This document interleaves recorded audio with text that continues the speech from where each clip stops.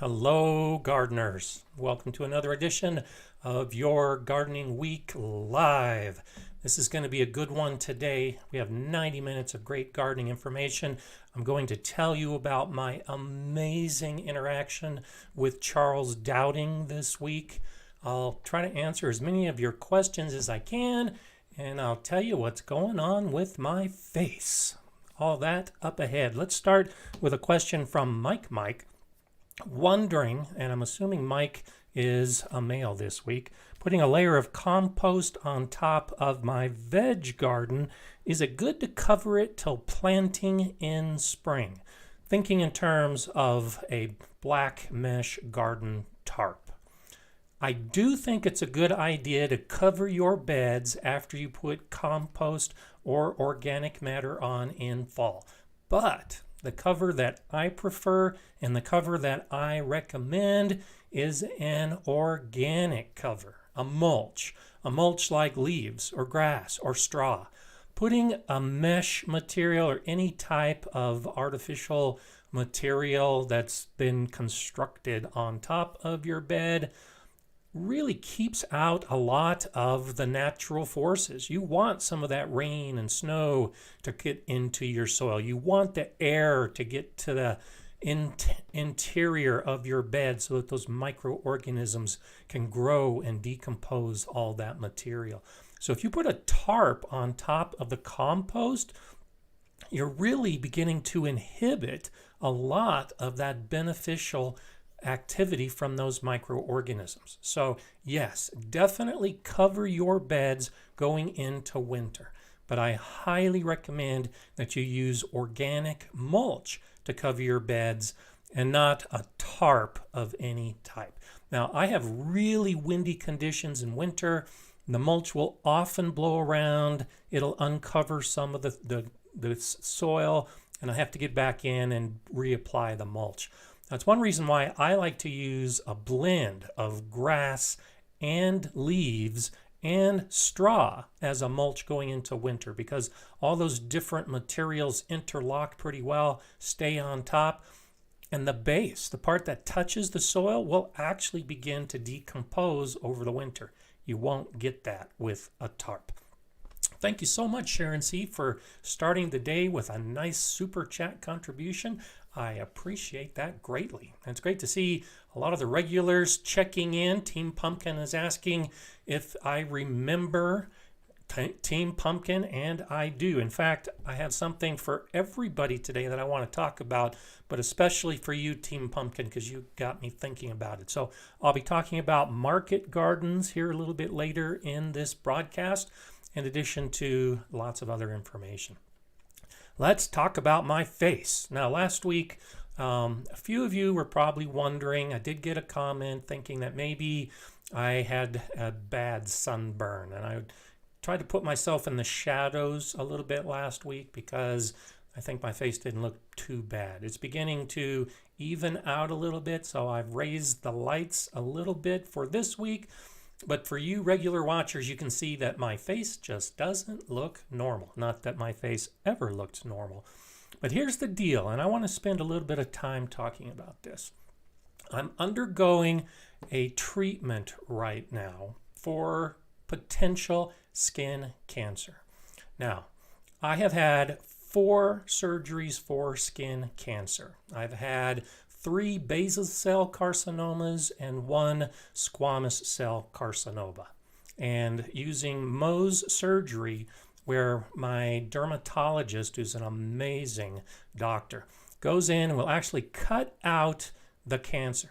And then he takes that sample, looks at it under a microscope to see if all the cancer was removed. If it wasn't, he goes back in and he excises some more of the skin deeper and deeper until all of the cancer is done. And I've had this happen 4 times.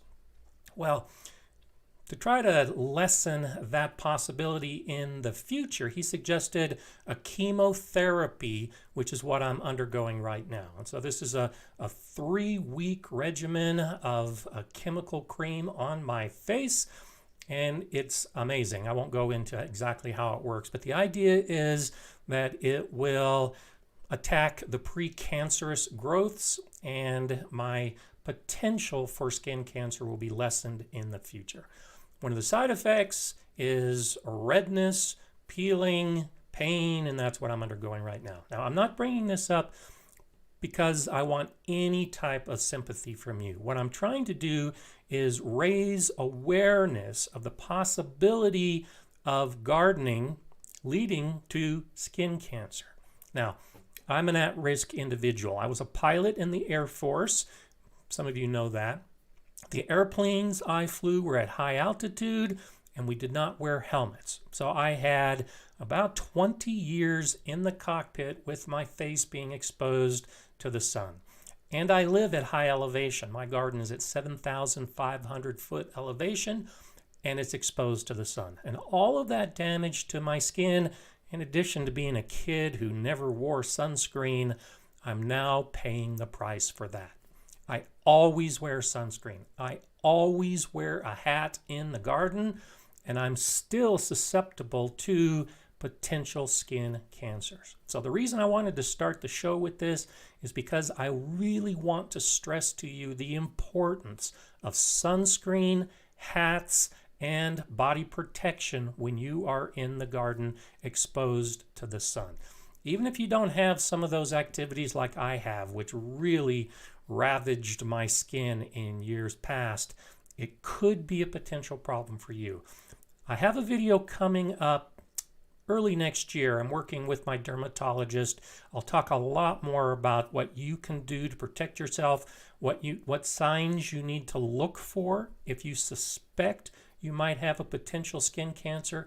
And this is just the beginning. I'll be talking more about this in the future, and you'll see this red face over the next couple of weeks, because it'll take quite a while for it to get back to a semblance of normal, but hopefully better than my normal.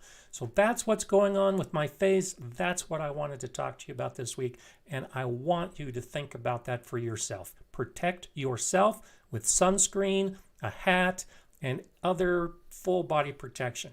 And some of my earlier videos, I'm wearing hats, but the lighting just doesn't work for a lot of what I shoot. So I'll wear my hat. I always have sunscreen. And when I film, I'll take my hat off. I don't want to imply that that's the best way to garden. The best way to garden is with a full head hat and protect your skin to help keep it safe. So there you have it. If you don't like looking at my face, you can always just listen to this broadcast, and there's lots of good information just by listening. You don't have to see everything. Okay, let's see. Yeah, Brooklyn says, thank you for sharing such a personal update. Praying you recover well. You're helping so many by sharing your story. Thank you, Brooklyn Giraffe. I appreciate that. Becky says, thank you for explaining. I'm so sorry that you're suffering this. I'm so glad that there are solutions. Thank you for warning us. Well taken advice. And it is a warning. It really is. I haven't been comfortable. The worst part of this is that because of this treatment, it's attacking the skin cells. The pain I can live with, but I can't expose myself to the sun. So I haven't been out in the garden for over a week. And that's the most painful part at all. As soon as I get out into the sun, it's extremely painful and potentially damaging. So I've been cooped up inside, learning a lot more about gardening. And I've talked about this before. I'll talk about it again. Whenever you find yourself cooped up, take that opportunity to learn about gardening. You don't have to be in your garden to learn. Take something like this, where I'm inside. I can't be out in the garden, but I can be watching videos. I can be reading blogs. I can be corresponding with other gardeners, and I can still get that bug fulfilled, the bug of the gardening fulfilled, even when it's indoors. So there you have it. I don't want this to be sad or depressing in any way. In fact, I want it to be enlightening, so that when I'm better, I'm going to be outside back in the garden again with all of that same motivation and enthusiasm that I always have. Jay Dixon says, thank you for sharing such a personal health situation. It's a good aspect of your character to use this as a lesson for fellow gardeners. Thank you, Jay. I appreciate that. I really do want to to stress this. And Trudy's fun. That's the best comment yet. I'm happy to see your face. That's so good. Linda says, I wish we could all fly to your home and work in your garden. Wouldn't that be amazing? Is to actually do something like that where we could visit each other's gardens. I do have, and I've mentioned this long ago, but I do have it in my long-term strategy to do exactly that. When my garden is built out and I'm ready to move into a new phase of gardening and videos, I want to start visiting gardens all around the world, but especially just everyday gardener gardens like yours. So it'll be a ways in the future, but don't be surprised in the years ahead if I don't put a call out for that, where I'll be traveling the country and traveling the world visiting gardens, and yours might be one on the list. So I think that could be a lot of fun, where we just show up and help other people garden and see what they're doing. What an amazing thought. Okay, so let's go ahead and start talking about the market garden that I suggested. And I do want to put a little bit of a teaser. I had a really amazing interaction with Charles Dowding, the author of the books about no-dig gardening. And I'll be talking about that later in the show when we get to the philosophy phase, because it was really enlightening for me, and I really want to share that too. So I'll start the show sharing about my face, but I'll end the show with a really uplifting, fulfilling discussion that was inspired by Charles Dowding. But right now, let's talk about market gardens. And so Team Pumpkin last week raised this issue. And Team Pumpkin, if you weren't here, you may remember, is a 12-year-old who wants to grow pumpkins and sell them as a way to raise money. And many of you participated in the conversation with Team Pumpkin, offering advice, offering encouragement, and thank you so much for that. And that's why that's why I'm leading into this right now, to talk about the market garden concept. Now, months ago in the live stream, we were talking about this because I was looking forward to raising some crops, doing the harvest, and going to a farmer's market of my own. And that was one of my great plans for this last growing season. I was going to use my garden to grow food to sell at the farmer's market. And I was going to film that and tell you all about how it turned out. Well, it didn't turn out because I had a devastating hailstorm that knocked out most of my plants. I couldn't get them to recover fast enough to get the harvest to the farmer's market. So it didn't work for me this year. And that's one of the things that I want to give a caveat for any of you that really want to jump in and start doing a market garden to grow for profit. You have to look at your own climate. You have to look at your own garden. You have to determine if you are capable of growing as much as you want to grow. And most important, you need to look at your own knowledge base, your experience with gardening. And this is what I want to throw at you, Team Pumpkin. Many of us spend years learning how to grow particular plants well, to the point that we can have successful gardens. And tomatoes are amazingly easy to grow, especially in a greenhouse, because this is what you were talking about wanting to do. But it's important to learn how to grow a pumpkin from seed, how to transplant that pumpkin, how to water the pumpkin, how to fertilize the pumpkin, how to harvest the pumpkin. Learn all of those steps before you get to the point of, now I'm going to sell my tomatoes that I've grown. A market garden is really difficult to jump into and get it right the first year.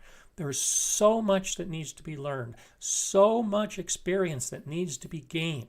I have a really good friend. He was the one I was going to work with at the farmer's market. He's been gardening for about 10 to 15 years. Has a very big garden like mine. His is much further along with his plantings. he spends a lot of time every single day, full-time job, and then hours in the garden every single day to produce enough for him to sell at a farmer's market. 1 day a week does bring in some extra income, but it's a lot of work. And he's a very knowledgeable gardener. It's taken him a long time to reach this point. For the average gardener, for the beginning gardener, I do not recommend you using a market garden as your reason for gardening. Start small. Start with just a few beds, a few plants. Figure out how to do it. Figure out how to grow. And this is going to take at least 1 full season from starting from seed to harvest for you to even have a clue of what can potentially go wrong. In a greenhouse, if you have an infestation of some type of pest, you could lose your entire crop. All of your harvest can be devastated all at once. If you're growing outside like me, 1 weather event can destroy your entire crop. So this is a really tough area of gardening to really try to make a profit at it. Most of us are growing for our own families. We're growing for enjoyment. We're growing because we like it. The market garden should be something that you strive for after you've done all of these other preliminary steps. So Team Pumpkin, I'm here to help you. I know a lot of the others are here to help, but I suggest that you walk before you run. Take some time learning how to do it. It would be awesome to be a 12-year-old selling your tomatoes. I suggest wait until you're a 13-year-old or maybe a 14-year-old, and you will have more success because you will have more plants that you can grow, and you'll have bigger harvests, and you'll learn which tomatoes do best for you. It's easy just to buy a seed packet, then grow those plants and put them in the ground and assume that they'll work best, but that's not always the case. So learn about your climate, learn about your soil, learn about your plants, learn how to do all the steps necessary. Then you can get to the point where you sell after you're comfortable with it. So I hope that helps. It's a long journey, but it's one of those that can be really rewarding, but there's a lot of steps along the way. Pat Patrick, thank you for that contribution. Hello from Trinidad, Colorado. Do you see heated hoop house greenhouse in your future plans for your garden? I do, actually. I have 2 plans in my future. So I have a greenhouse planned, and I have a hoop house planned. And I have electricity going to both of those structures planned. So yes. Now, I talked a little bit about this, I think it was last week, maybe the week before. When you're growing in a hoop house or a greenhouse over the winter, heat is just one of the concerns. Light is actually a more important concern because there's not enough natural light in winter for the plants to grow. So you can have a heated hoop house or a heated greenhouse, but without the light, the plants aren't going to grow. So yes, that is in my future to have electricity so that I can have lights and heat and be able to grow some plants in the winter. And I'll probably use it mainly in late winter, early spring to do some seed starts and a place to grow those seedlings before I put them out in the garden. As I expand my garden, as I create more beds and growing areas, I'll be growing hundreds, maybe eventually thousands of plants this year. And actually, this kind of gets back to that market garden approach as well, because having sold the harvest when I was at the Galileo Garden, we grew over 2,000 pounds of produce each year. We had some of that was used by students in the school. We sold some of that at farmers markets. It's very difficult to do. Very, very hard work, and often it doesn't pay as much as you would hope. One way to actually make money at a market garden is to grow the plants and sell those plants in early spring. And so we would have a plant sale at the Galileo Garden each year, and that plant sale, selling the flower seedlings and the tomatoes and the peppers and everything else, that plant sale would bring in thousands of dollars, way more than we would make by selling the produce. So there's a little seed to plant in your head, Team Pumpkin. Maybe this next year consider growing plants to sell while you're learning how to grow the harvest. But yes, thank you for that question. I do have a greenhouse hoop house planned. I'll be making videos about those, of course, when that time comes. Maybe next year. I'm not sure. I've given myself 2 years to put them in. If I'm lucky, I'll put them in next year. Trudy's Fun, thank you so much for that super chat contribution as well. It's so great to see that support, all the wonderful support that you all give every week. That's incredible. Okay, Simplified Gardening. Hey, Tony, thanks for checking in. Good to see you. It's evening in England. I saw that it was late at night for Raymond in Indonesia. For those of us in the United States, it's still morning. So it's incredible. Simplified Gardening is a wonderful channel. Been talking about it for weeks. Tony and I did that collaboration video. If you haven't seen it, check it out, about rotating crops. And so glad you can join us today, Tony. Okay, Katie Loss is asking, what is a hoop house? Great question. In fact, my very first video, 8 years ago now, was about making a hoop house. So there's a couple different ways you can approach hoop houses. I had the video where I talk about hoops and different types of hoops that you can put over your beds, and then you cover those hoops with plastic.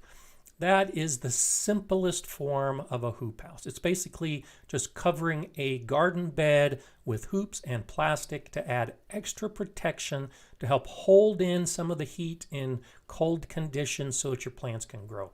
But when we're actually talking about a hoop house construction, we're talking more about a walk-in facility. It's a building that's made out of hoops, usually covered with greenhouse plastic sheets. It could be covered with other materials, but typically a greenhouse UV protected plastic. And this is a structure that you can walk into, and it's just big hoops that hold it in place. And then you have your garden beds underneath that hoop.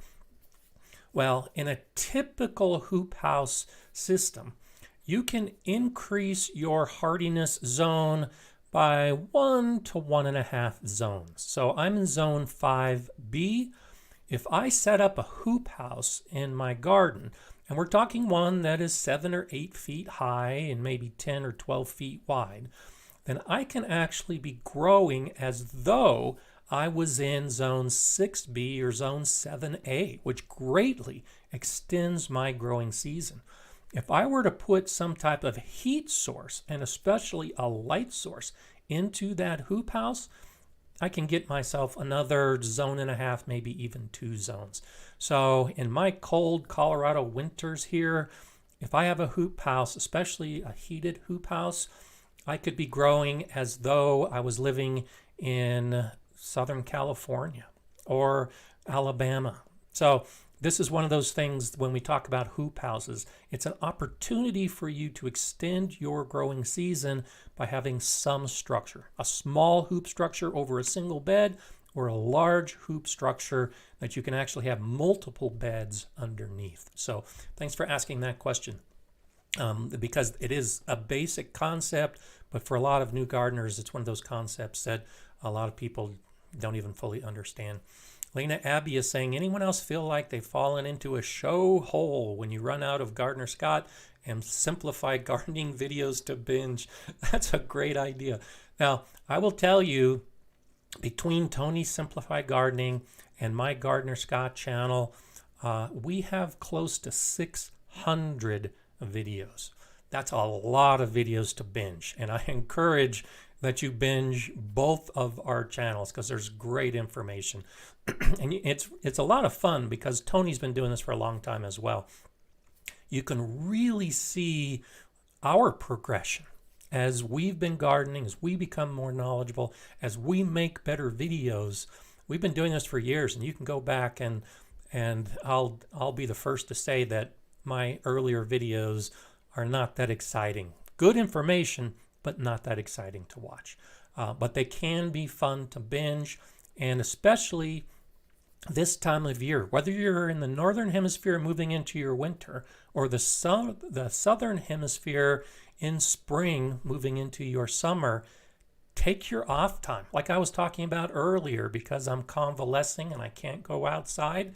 I'm using this time to binge watch gardening videos. So as you find yourself cooped up inside and you can't get out to do things you'd want to do, yeah, by all means, binge watch. Binge watch GardenerScott, binge watch Simplified Gardening.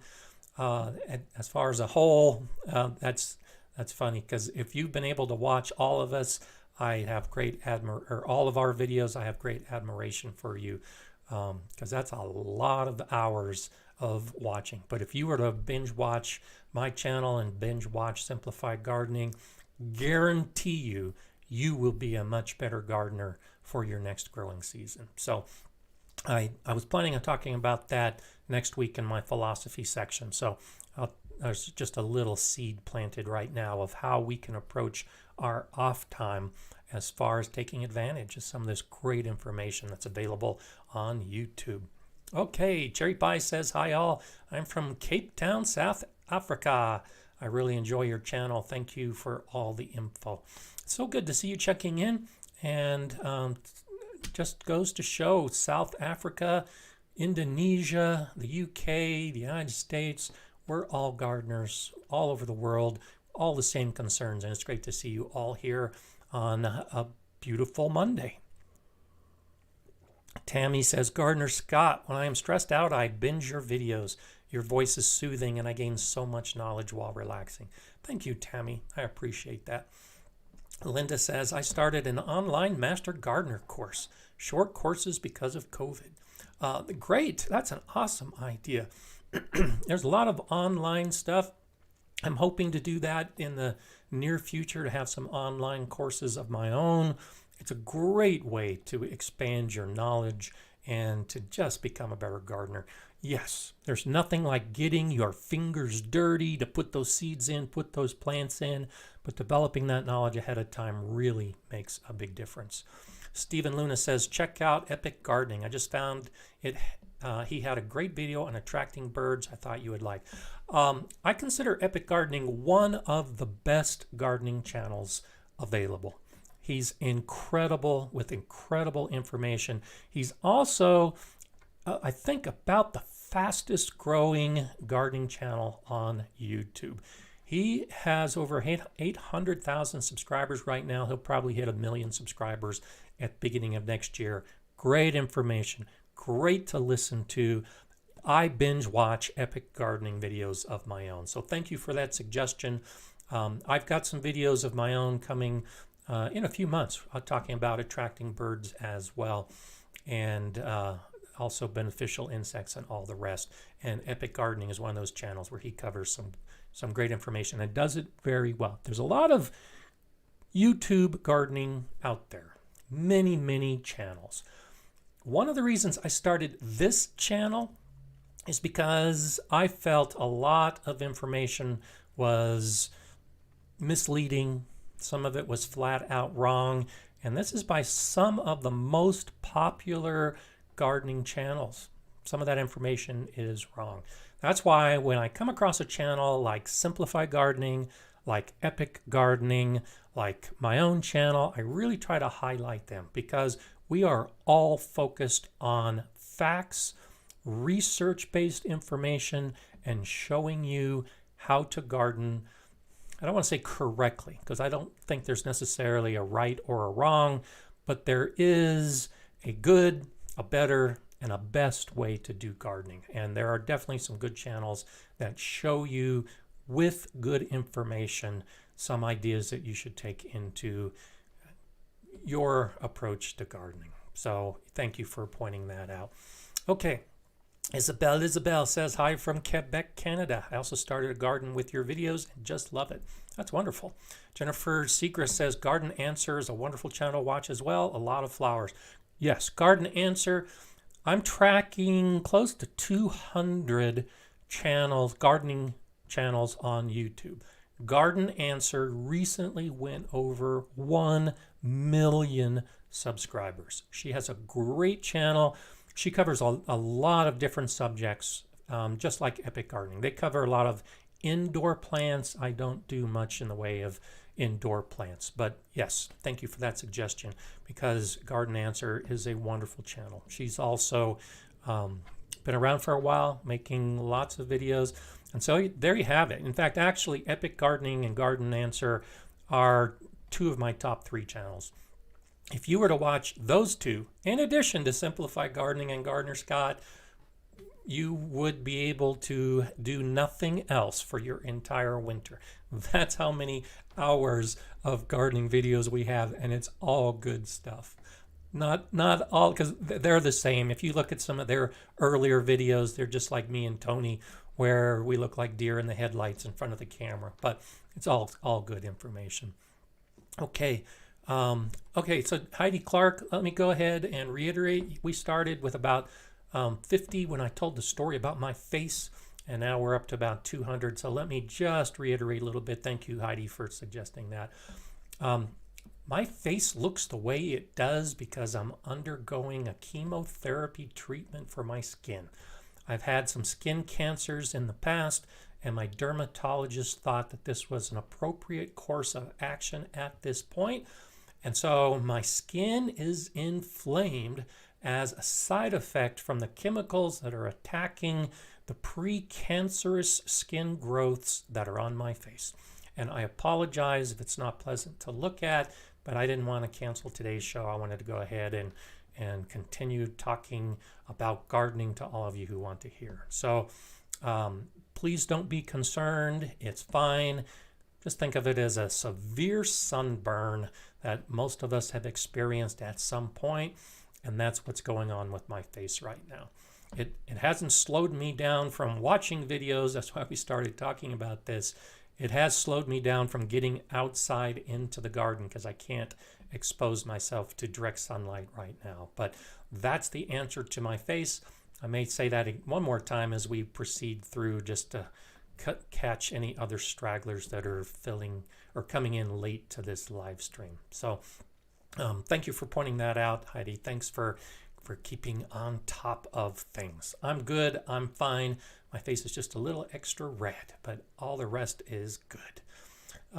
D. Burgraph 0 says, "Hi, GardenerScott. You think planting garlic where I buried Bokashi 2 weeks ago will work well? I might give it a little bit more time." The thing about Bokashi, it's a composting method that actually ferments the organic material and breaks it down using more of a fermentation process, the anaerobic bacteria, rather than an outside compost pile that uses aerobic bacteria.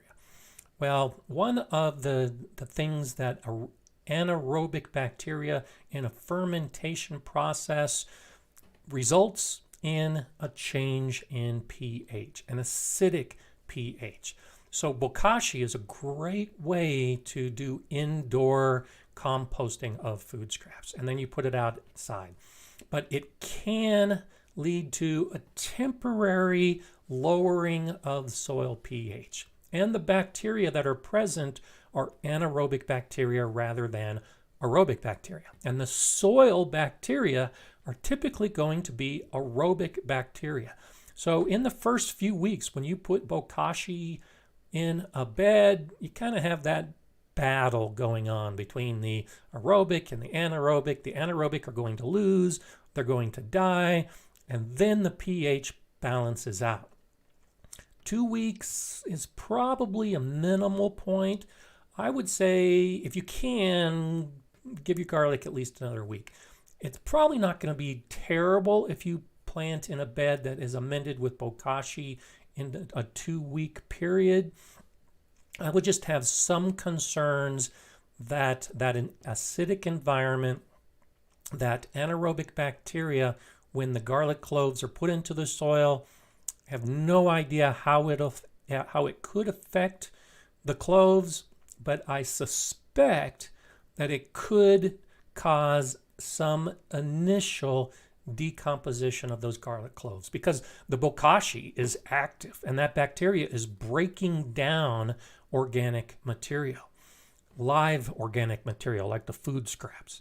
And so it could potentially damage the garlic cloves. This is a guess, an educated guess, because I don't know for sure. But I would suggest waiting at least another week just for things to balance out a little bit. Or before you put your garlic cloves in a bokashi amended bed, go ahead and mix the soil up a little bit so that that bokashi is not concentrated in the area where you might put your garlic cloves. Gerald St. Augustine says, GardenerScott, is there a way to stop spider mites infestation in my garden? Spider mites can be one of those annoyances because they come and they don't leave, and it's really hard to get rid of. And a lot of the things that we might use, like with white flies, I say use sticky traps. Well, they don't work as well with the spider mites. You can try spraying them off with a stream of water like you would with aphids, but that doesn't work particularly well either.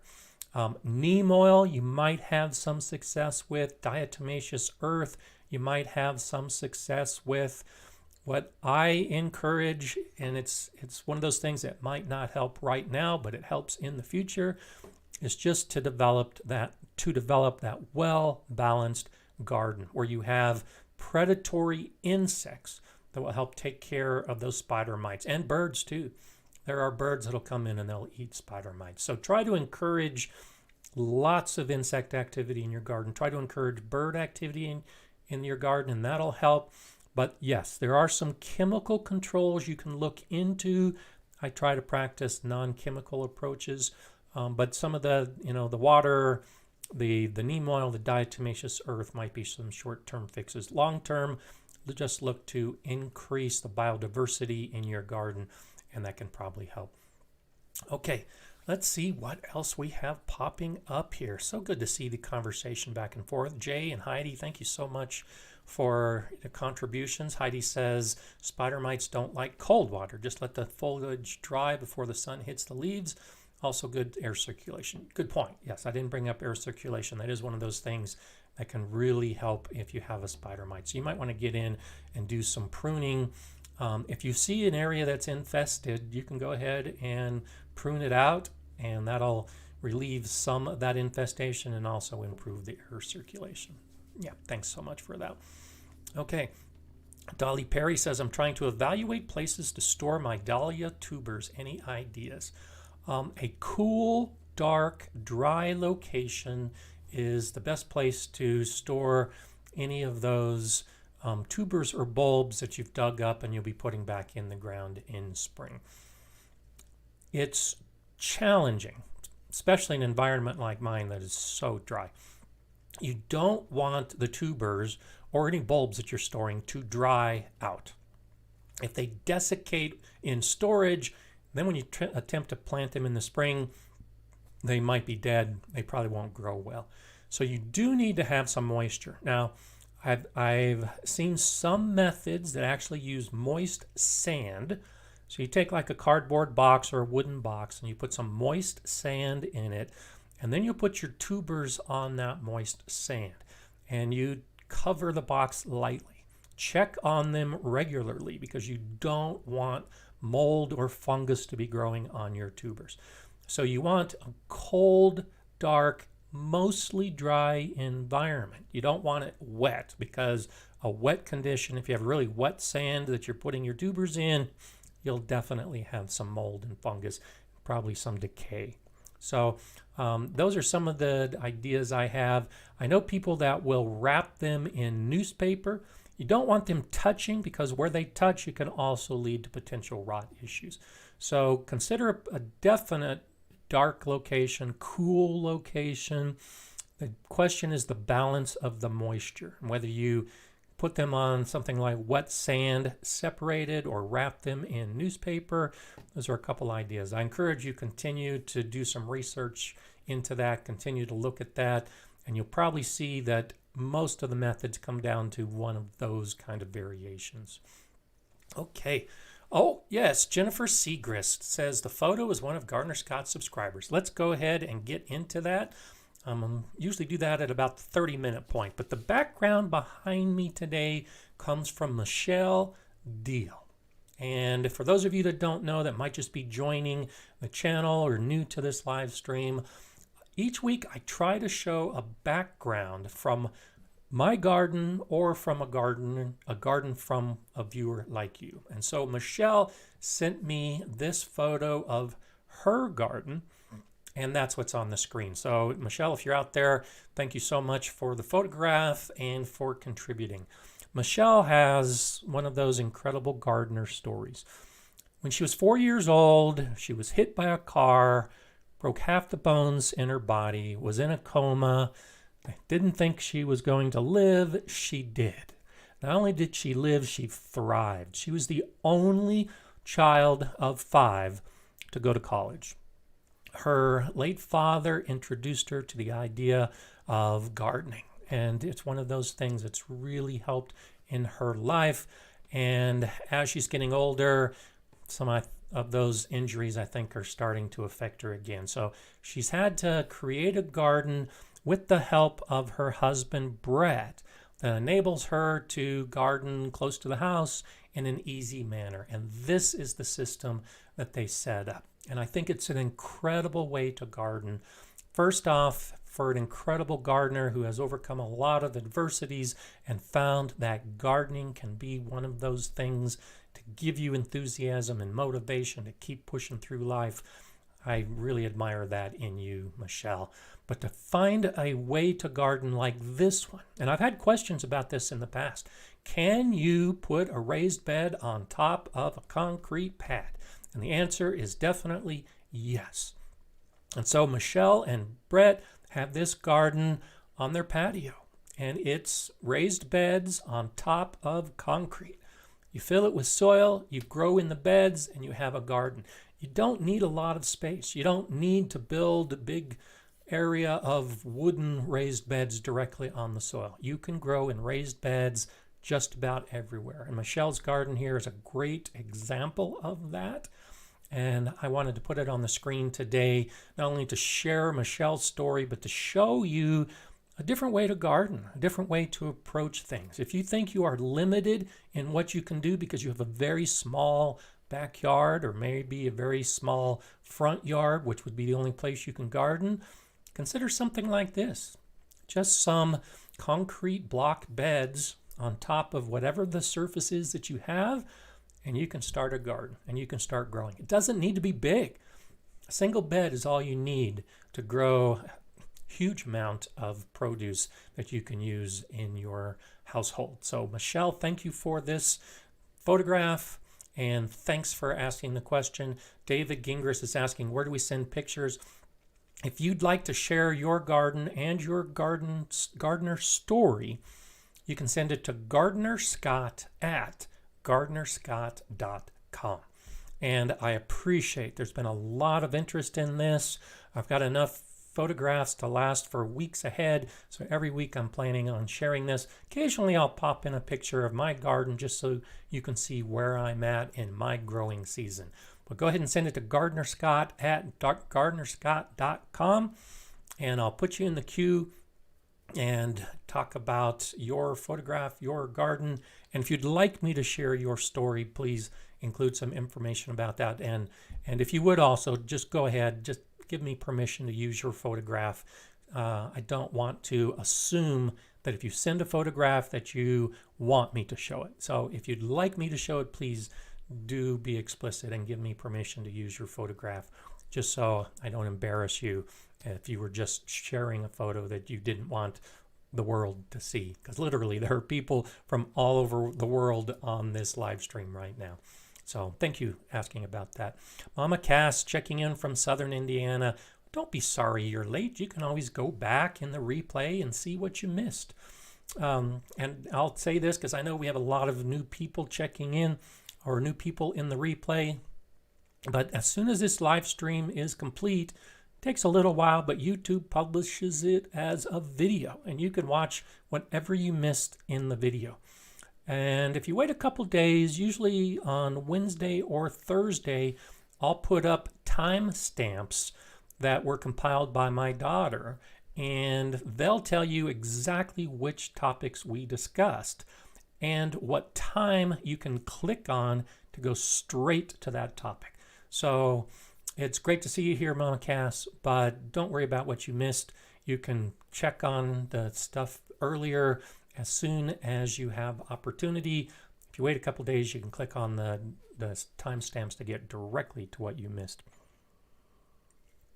Trudy's Fun says, I've been planting chicken eggs under my plants this year. My plants are going crazy, but I haven't sprouted a chicken yet. I know a lot of gardeners that have done that, and I'd love to have a chicken farm, but there's just something. I think once you put the egg in the ground, maybe it just feels like it's sitting underneath the mama chicken and doesn't want to leave the warmth of the egg. So good luck with that. I hope you find some success with your chicken farm in the future. If you do, please let me know. The Mrs. Marvel says, shout out to your daughter. She's a rock star and we appreciate the timestamps. She is a rock star. I'll definitely second and third that. So she does a lot of effort to help you out. She was on the live stream last week.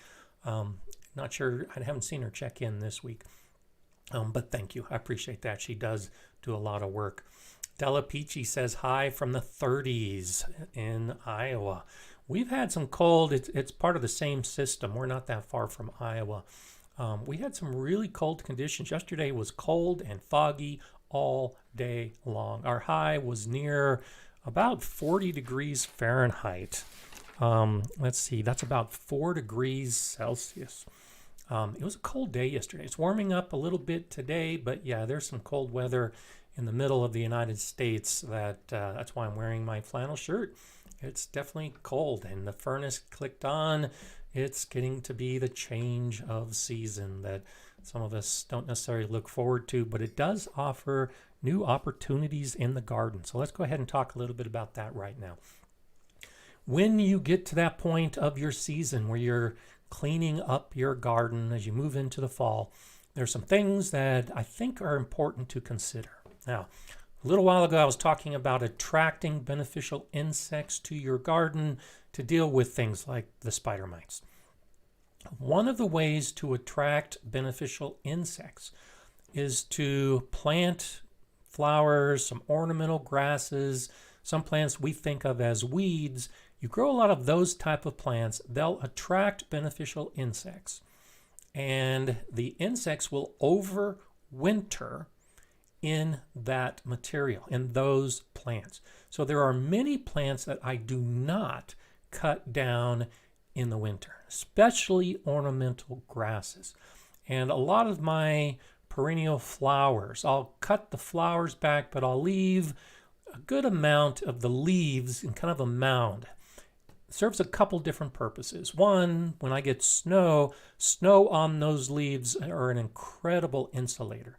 So plants that might be susceptible to damage of the crown. So for instance, strawberry crowns can be damaged, but a little bit of mulch and a little bit of leaves over the crown going into the winter, when the snow comes, it's a great insulator. And so those crowns are not damaged by severe cold. So I leave a lot of those plants in place for insects to overwinter so that the plants can survive through the winter. But there are many plants, especially the annual flowers, the annual plants that are going to die in the cold. I cut them all down. There really aren't many insects that are going to be overwintering on annual plants. And so I use a method called cut and drop. And you just get in there. I get in with my hand pruners, my secateurs, and I'll just start cutting from the top down. And I'll cut the plant in sections of 3 or 4 inches. And wherever it falls, it falls. I'll just cut those plants all the way to the ground. And I'm using those cut pieces of the plants now as mulch in that bed. They will decompose eventually to help improve the soil. More importantly, to help improve the soil through the winter to add that covering, that protection over the soil. And it cleans up the garden. It doesn't look so ragged. Most of the perennial plants, I don't think they look that ragged when the snow falls, when the ice forms on them. But the annual plants really can look ragged. So moving into fall, you'll probably want to clean up your garden. Clean up those annual plants, cut them, just let them drop. If you don't like that look, sure, you can bag them up, you can throw them in your compost pile, but cut and drop is a very effective way to clean up your garden, add mulch in that bed, and then add potential organic material that will improve your soil in the future. A caveat to this is if you have a diseased plant and you know that it's one of those diseases that could spread the next year, or if you have a particular pest that has infected your plants. And I always encourage you find out more about your pest. And if you find out that your pest is one of those kind of pests that overwinters in dead plants, now I don't recommend the cut and drop method. With a disease or with a known pest that overwinters in a plant, go ahead and get rid of that plant. I had a raspberry cane borer problem years ago. And a raspberry cane borer will lay eggs in a raspberry cane. The larva will develop and it'll eat the plant from the inside out. And in midsummer, all the raspberry canes just fall to the ground because the insect came out. I started growing a different type of raspberry. Instead of the type of raspberry that fruits on the second year growth, I started growing raspberries that will fruit on the first year growth. It's the difference between the floricanes and the primicanes. I'll talk about that in a future video. But the idea being, because I know my area has raspberry cane borers that will overwinter in the raspberry cane, I have to cut my canes down to the ground every year. And I do that. That's part of cleaning it up. It's a known pest and I know how to deal with the pest. So I cut the cane down to the ground, discard it. I can actually put it in my compost pile because when the larva begins to grow in the spring, there's no new growth of the plant. It just adds more ingredients to the compost pile. And because I'm growing a type of raspberry that will grow the cane and fruit in a single year, I don't have to worry about that borer issue. So as you're cleaning up your garden, don't just think of it as, oh, I've got to clean up my garden. Think of it, again, from an approach of learning. What problems did I have this year? How can I fix those problems going into next year? And if cleaning up my garden in the fall can improve the situation, well, then I need to learn how I can improve that situation. And it could be learning about raspberry cane borers. It can be learning about plant diseases. But this is a great opportunity for you to just not haphazardly cut all your plants and put them in the compost pile, or cut all your plants using a cut and drop method.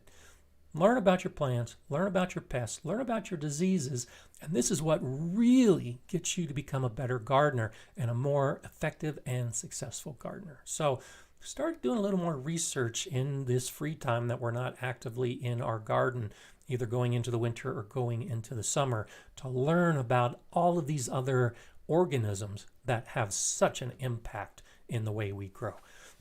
Okay, Lena Abby's asking, would you treat fruit trees for pests that might winter around trees in the fall or wait till spring? It depends. It depends on the type of pest. There are some fruit tree pests that overwinter on the tree, and they can be very effectively controlled by spraying horticultural oil. The oil basically will suffocate them on the tree. And the application of that oil depends on the pest. Typically closer to the spring, late winter is when most people will treat their trees, but it depends on the pest. There are some pests that affect fruit trees that actually overwinter in other types of plants or on other types of trees. And so, especially for fruit trees, it's very important that you identify what the pest is, because that will answer the question, and that will determine not only how you treat the pest, but when you treat the pest. Because I know gardeners that have some pests, and so they spray all their fruit trees. Well, what they don't know is that the pest will overwinter on a fir tree that's in the neighbor's yard. So they're spraying their fruit trees that have absolutely no effect. There's no insects on that tree because the insects that are damaging the trees are actually living someplace else. So learn about your pests. There's so many different type of pests, so many different type of relationships between one tree and a different kind of tree. And I can't even begin to answer that simply right now, but learn about it. And that will help you determine when you treat your trees. Jean-Pierre Pussman, GardenerScott. This summer I threw mildewed leaves in my compost heap. Some people tell me my heap is destroyed, and next year it will be hard. Is that true? I don't think so. Tony and I talked a little bit about this in our video where we were talking about crop rotation. Powdery mildew is one of those diseases that is prevalent everywhere. If you have it in one of your beds, you're going to have it in another bed. If you have it this year, you're going to have it next year. I don't have a problem with throwing plants that have been exposed to mildew in my compost heap and then letting it decompose. Now, I don't do hot composting, so a lot of the spores from the powdery mildew will be in my compost. And when I use that compost in my beds, yes, I will be spreading the powdery mildew. But I'm not concerned about that because I know I have powdery mildew everywhere, whether it comes from my compost or not. This year, brand new garden. This was the first year I grew in my garden. And I built brand new beds and filled them with brand new soil. And just before the hard freeze killed all my plants, I was getting powdery mildew on my squash and cucumber plants. It was all brand new. It was nothing I did. So the powdery mildew blew in on the wind. It was brought in the mulch. Who knows where it came from, but it was there. Even plants you have that don't show any signs of mildew probably have those spores on them to spread the disease. So you're already composting material that could spread a disease like that. So just accept it. And that's why I'm not that concerned about it. I just go ahead and compost it because I know it's everywhere. There are other diseases where I'm not so cavalier about it, where I will take those plants and discard them completely, hoping to keep it under control. But as far as the mildew stuff, no, I don't think your pile is damaged. I think you can move forward into next year. It's something I regularly do. The way to defeat the mildew is by improving air circulation in your bed and to be aware of the humidity around your plants. Humidity and air circulation really leads to the development of the powdery mildew. So I hope that helps. I just noticed, Carla, that you had sent a super chat. I think it sped by while I was talking. I apologize for not acknowledging that sooner, but it's always a great Monday when Carla gives me a super chat, and I just noticed that pop up. So thank you so much for that. I apologize. Looks like it happened over half an hour ago. So I've just been too busy talking, too excited about all this stuff going on. Okay, let's see what else we have. Luciano Cordova, is it safe to spray soap water on plant leaves to get rid of small pests? Generally, yes. That's one of those easy ways. The soap, depending on the pest, can desiccate the pest. You get the soap residue lands on the soft body of the insect and it basically dries out. It can be very effective for soft-bodied pests. It doesn't work so well with hard-bodied pests. So it depends on the pest, and it can be one of those things to try. It won't damage the plants if you do it early or late.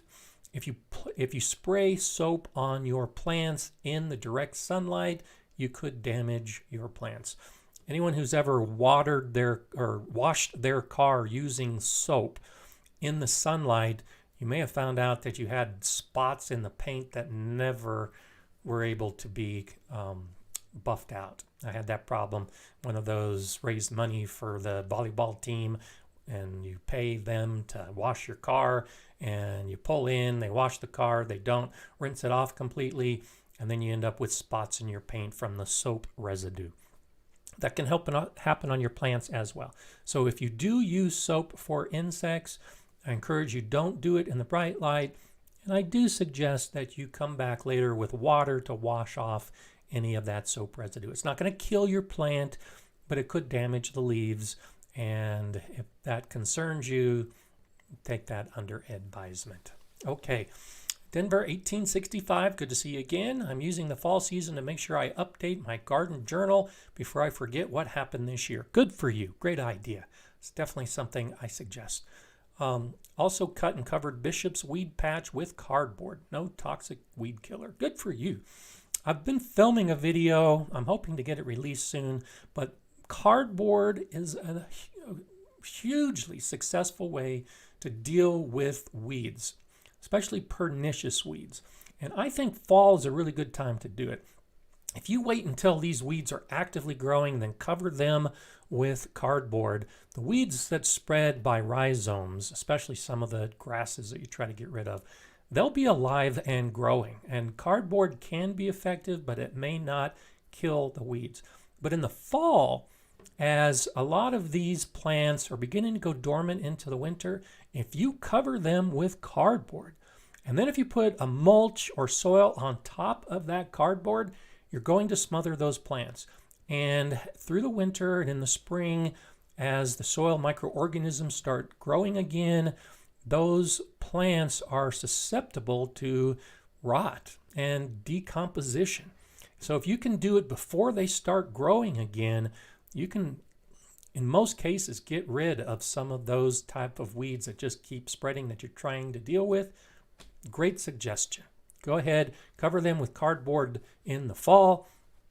Keep them covered throughout the winter. Do put some other type of material, especially here in Colorado with our winds. I hope you're also thinking in terms of a mulch or soil on top of that.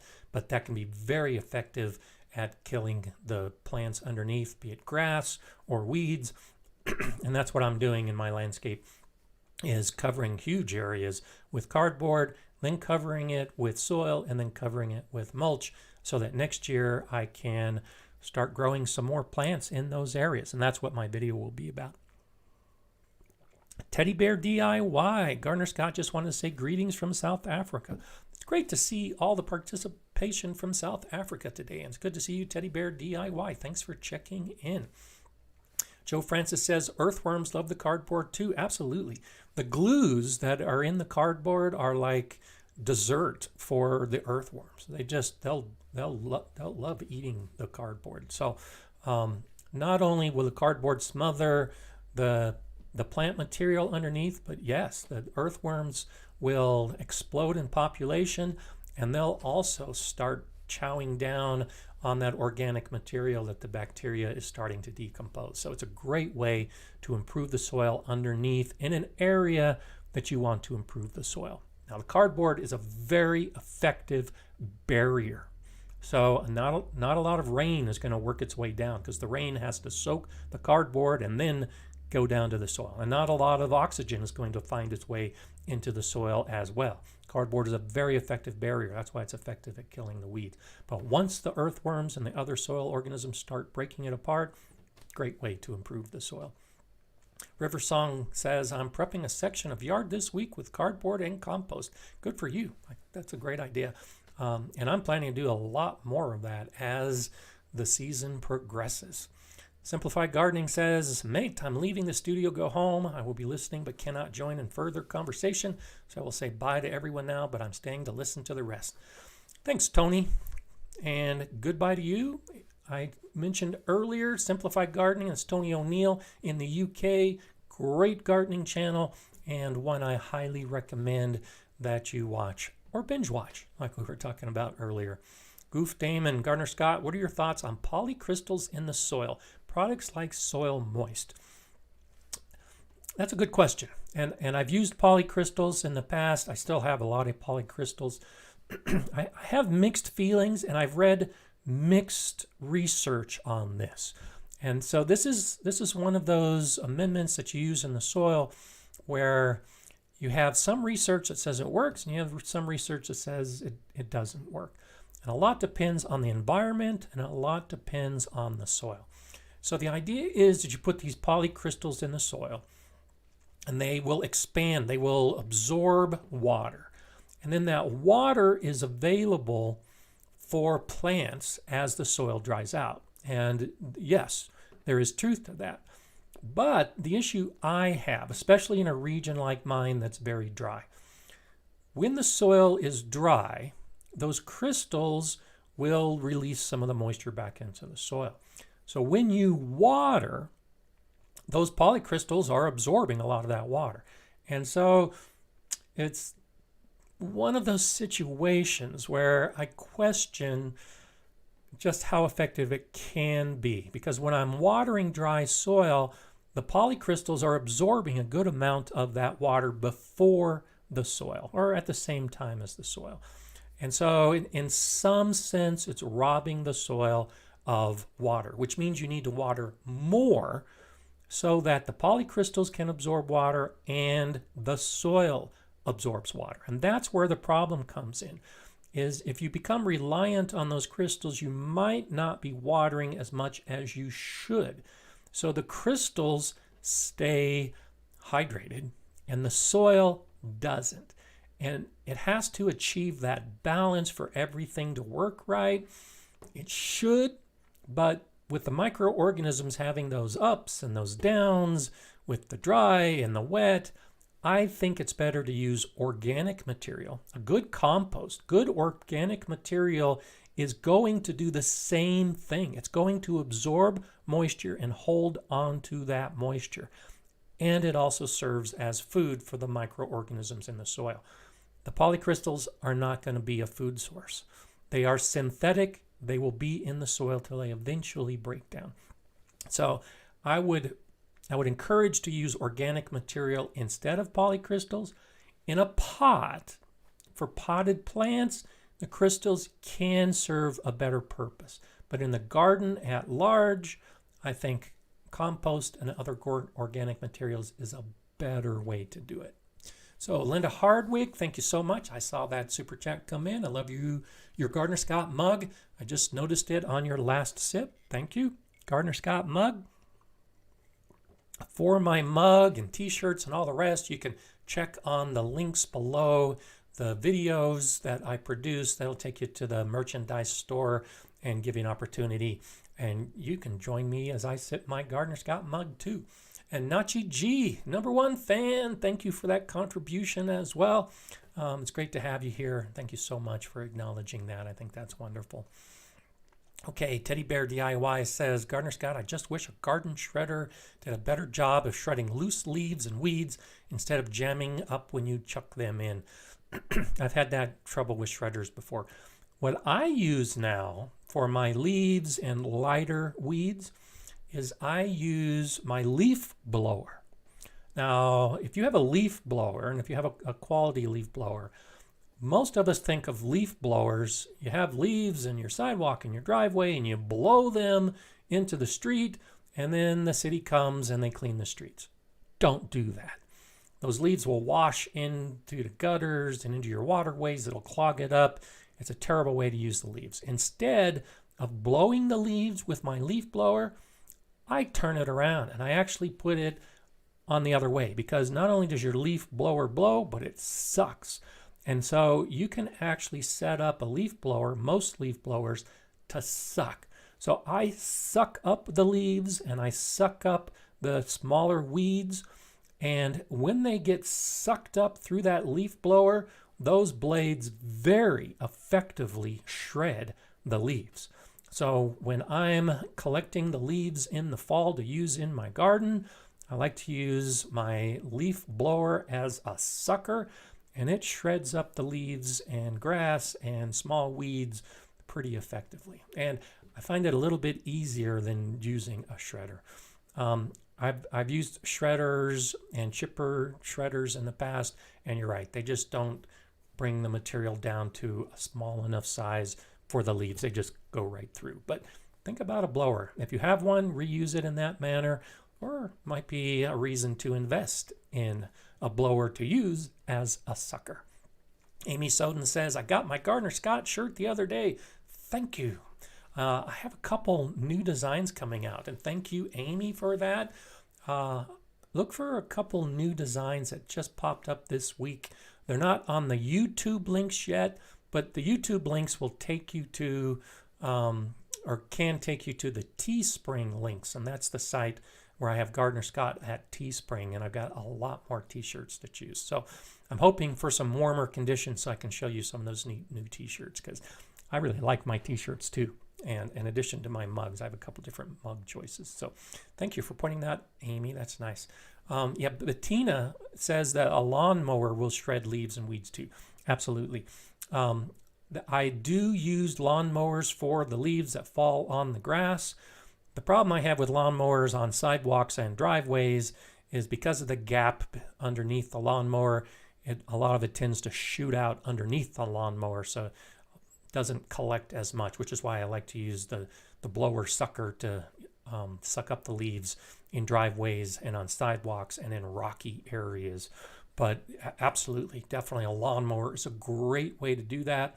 My buddy Steve actually did that recently with his lawn and leaves. I got 3 bags of shredded leaves and grass that I'll be using for my soil when I can get back outside in the sun again.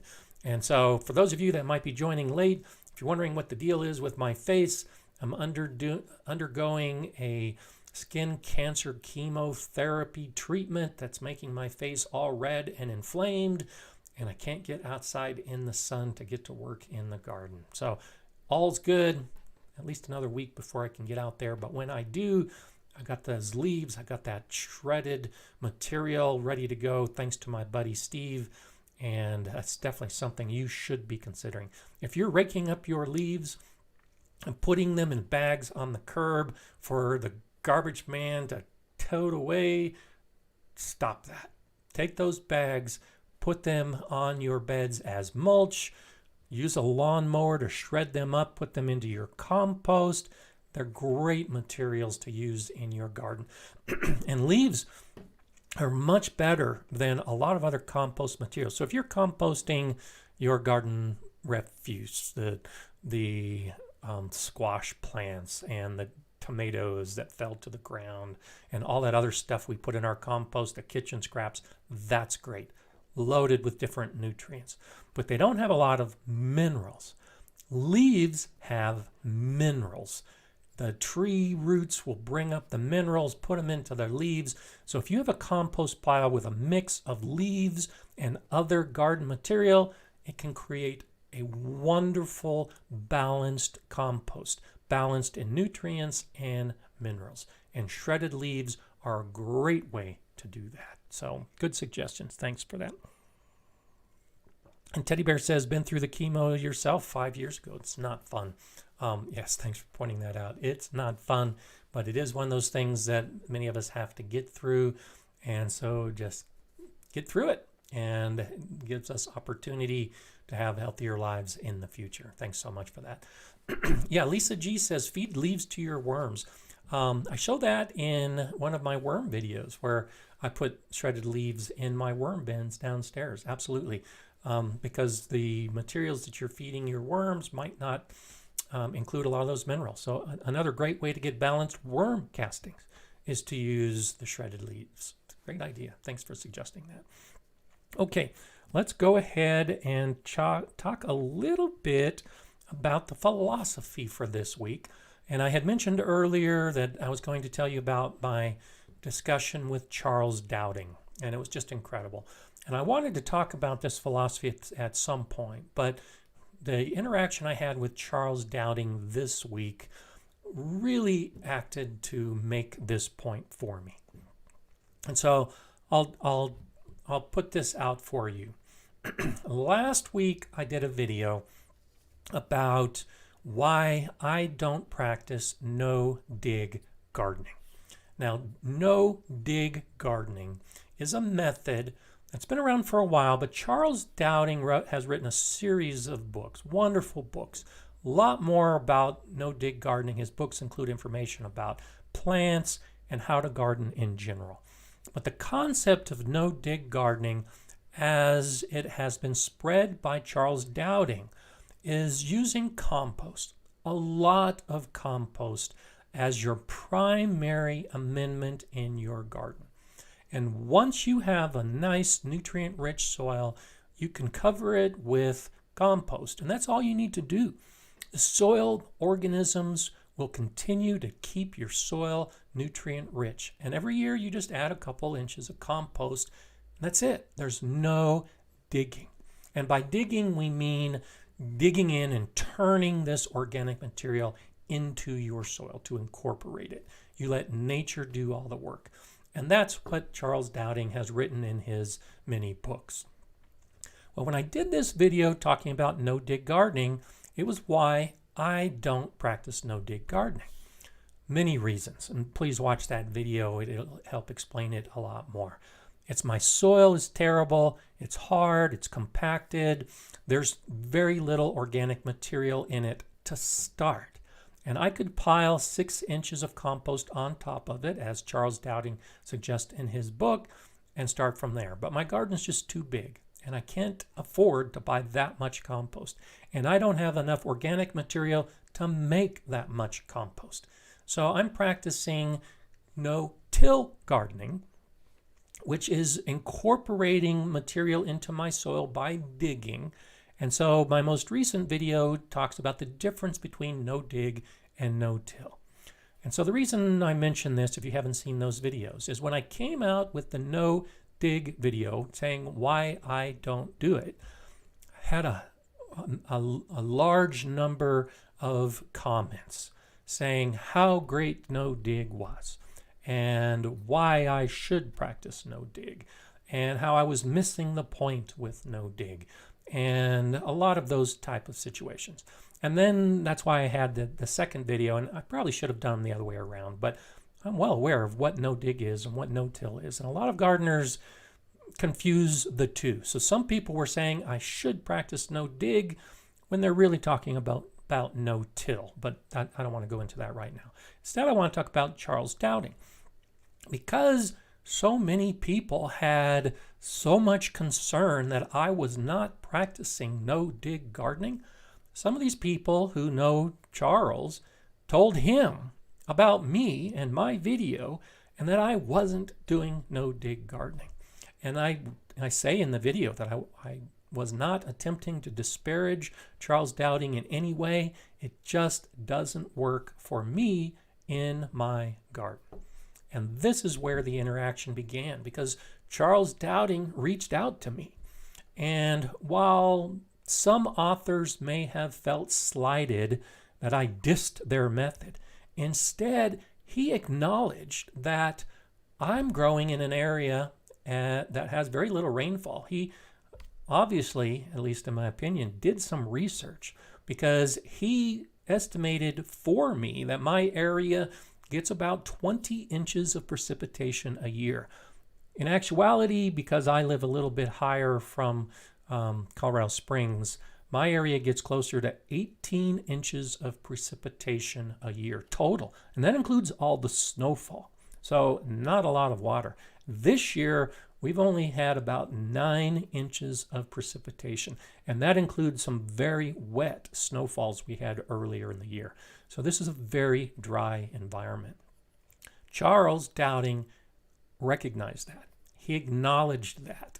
And as he reached out to me, he said, "Thanks for making that video. I recognize that it doesn't work for you in your garden, but it works for me in mine."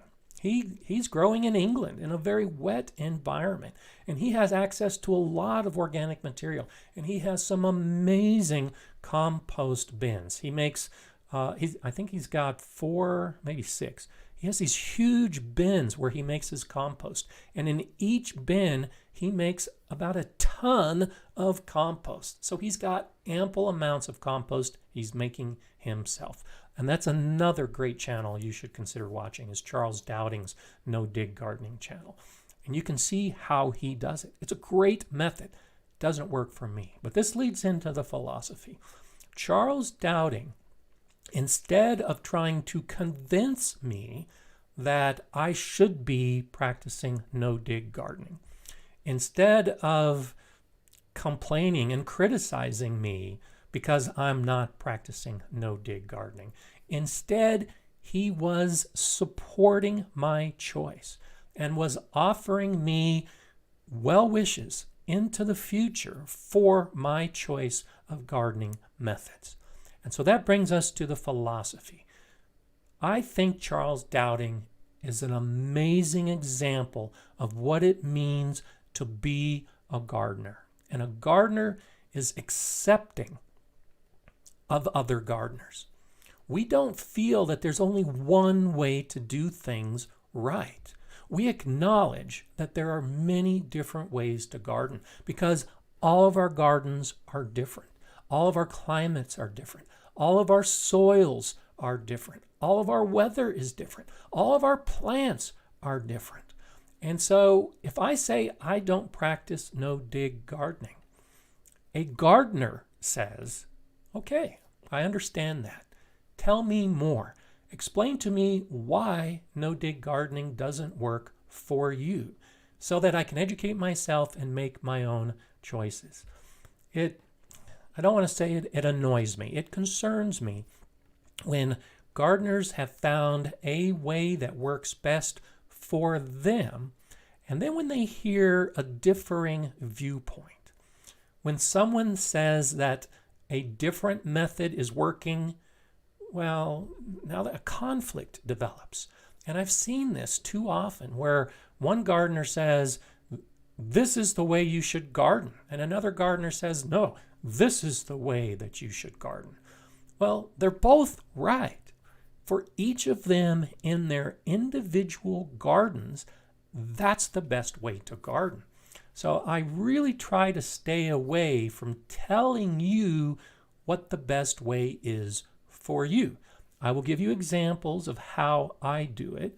I will try to highlight different gardening methods and tell you how that method approaches gardening, what a philosophy is for that type of method. And that's what I did with No Dig. I talked about Charles Dowding, how he grows, the concept, the philosophy, the methods. It's a great way to garden if you can do it.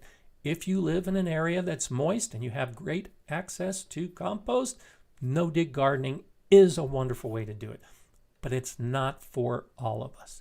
And so as you become a better gardener, and as you learn more about gardening, become accepting of other gardeners' viewpoints. Learn from them. If you're practicing back to Eden gardening and you think that's best, well, I encourage you to not create a conflict if someone tells you that back to Eden doesn't work. Because for some people, back to Eden doesn't work. For others, it works perfectly. And this holds true for just about every gardening method. If you're doing Ruth Stout, if you're doing biodynamics, if you're doing Korean natural farming, all of these different methods of gardening can work very well for some gardeners, in some climates, in some soils. But it's not best for every gardener. Please recognize that. Every gardener gardens, but a method of gardening is not necessarily best for every gardener. And be accepting of that. Practice acceptance within your garden. You accept that one plant does better than another. You accept that there are good insects and bad insects. Well, accept that there are different gardening methods, and some are good and some are not so good. As I said much earlier on, I don't see this necessarily as good and bad ways to garden. They're just different ways to garden. They impact us differently. And Charles Dowding, I have had great respect for him over the years, and I've read most of his books, and I have many of them in my library. He's a very humble man, very knowledgeable. He also is just trying to get you on that path to become a better gardener.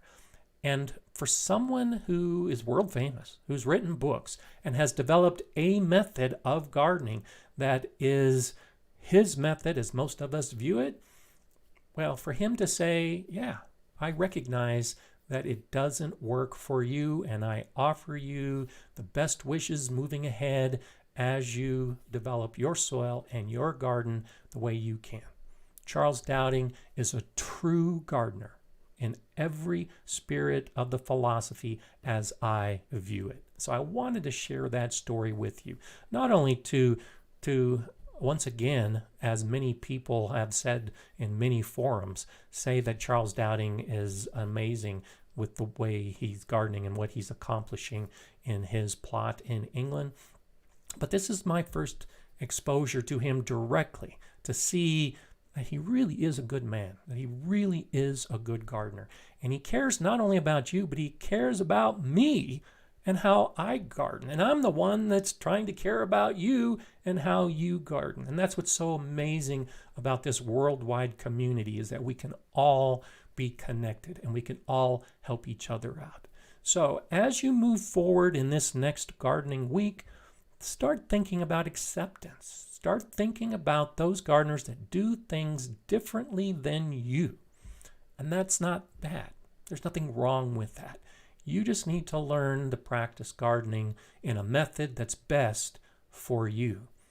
And be willing to share that. And hopefully you can build a network of accepting gardeners. So when you share the way you do it, another gardener can say, well, I disagree with that. And now you can have a productive conversation where each of you are explaining your viewpoints, you're sharing your knowledge, and you're making the world a better place through gardening, because you can have a civil conversation. Even though you have great differences in the way you garden, you both are gardening.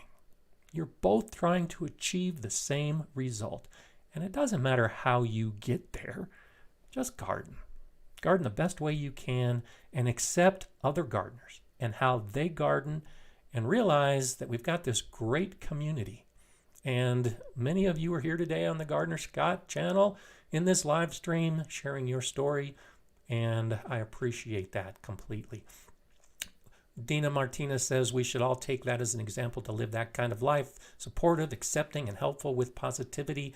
We should always be a blessing, not a burden. And gardening is a great way to do that. Malat says such a good philosophy for life too. And that's why I wanted to bring it up.